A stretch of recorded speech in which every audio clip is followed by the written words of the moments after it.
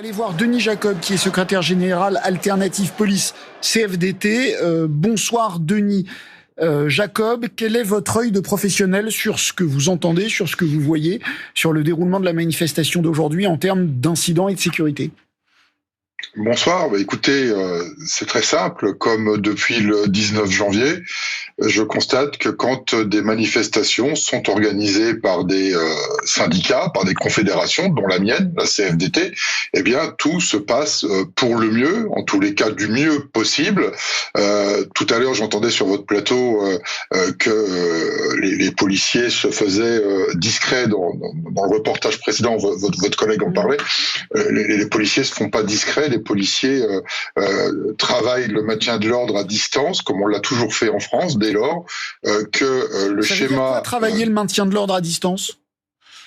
C'est-à-dire que quand on a des manifestations déclarées, il y a un lien permanent avec les organisateurs que sont les syndicats et les compagnies de CRS, les gendarmes mobiles, les compagnies d'intervention sont dans des rues adjacentes en visibilité moindre vis-à-vis des manifestants, puisque tout est organisé en amont, en collaborant ensemble, et qu'il n'y a pas lieu d'avoir des CRS en contact direct avec le cortège, si ce n'est en général en tête de cortège, puisque le carré de tête est toujours séparé de potentiels casseurs devant par un cordon de policiers qui permet de faire barrage, et on avance au fur et à mesure et tout se passe pour le mieux. Et les images que je vois en ce moment diffusées sur votre antenne, ce ne sont pas des manifestants.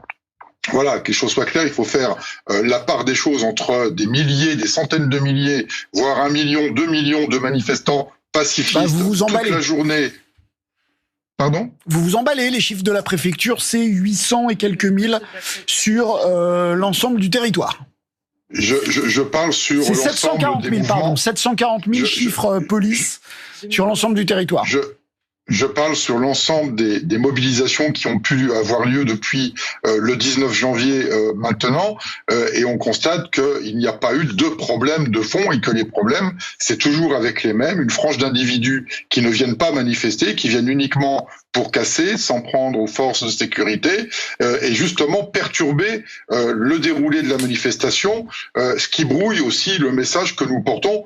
Je suis fonctionnaire de police, je suis aussi syndicaliste et depuis le 19 janvier, avec mes camarades, notamment cheminots sur le plateau, je défile à chaque fois qu'il y a une manifestation, puisque les policiers sont eux aussi concernés par la réforme des retraites.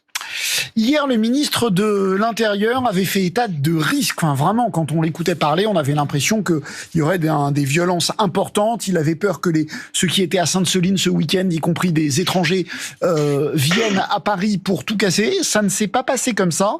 Comment vous expliquez-vous cette erreur de prévision de la part de votre ministre ? Écoutez, tant mieux. Tant mieux, ça ne se soit pas bien produit. Sûr, mais comment expliquer que la réalité soit aussi différente de celle qu'il nous laissait voir hier ? Parce que on n'a peut-être pas affaire aux mêmes personnes, aux mêmes intentions, aux mêmes motivations que les casseurs qu'on a vus à Sainte-Soline ce week-end, qui venaient notamment en grande partie de pays européens comme la Belgique, l'Allemagne ou les Pays-Bas, et que ceux qu'on a sur les manifestations aujourd'hui, c'est notamment des ultra-gauches, des radicalisés, des ex-gilets jaunes, qui sont présents. C'est pas tout à fait les mêmes personnes et fort heureusement, on n'a pas eu de mobilisation des Black Blocs qu'on a pu voir à Sainte-Soline se rediriger vers les manifestations à travers la France. Denis Jacob, question délicate. Est-ce qu'on peut imaginer que le ministre ait volontairement dramatisé les enjeux pour dissuader les gens d'aller manifester ? Écoutez, moi j'en sais rien, je suis pas le porte-parole du ministre, je représente des policiers.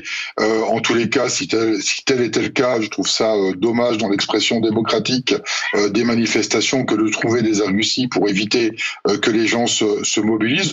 Très sincèrement, je ne le pense pas. On a eu quand même un week-end particulièrement violent et il était normal que les autorités mettent en garde sur de potentiels risques graves de troubles à l'ordre public avec des casseurs qui, je le rappelle, sont quand même à très très proche des manifestations. J'en veux pour preuve ce qui s'est passé dans une ville de province où on a quelques casseurs qui ont voulu mettre le feu à une préfecture, et ce sont les responsables syndicaux eux-mêmes qui se sont interposés pour pas qu'ils le fassent. Donc il y a un sens des responsabilités des organisateurs syndicaux, il y a du travail qui est fait en amont avec les forces de sécurité, et fort heureusement tout se passe au mieux. Tout n'est pas parfait, on le voit à l'image. Dernière question de ce que vous voyez à l'image, justement, vous qui avez l'expérience, ça vous laisse augurer une fin de soirée assez tranquille, ou vous craignez que ça dégénère ? On n'est pas à l'abri que ça dégénère, puisque vous le savez, la préfecture de police, a priori, a pris quelques arrêtés d'interdiction de manifestations en soirée. D'ailleurs, vous en parliez tout à l'heure que des jeunes appelaient à se rassembler en soirée.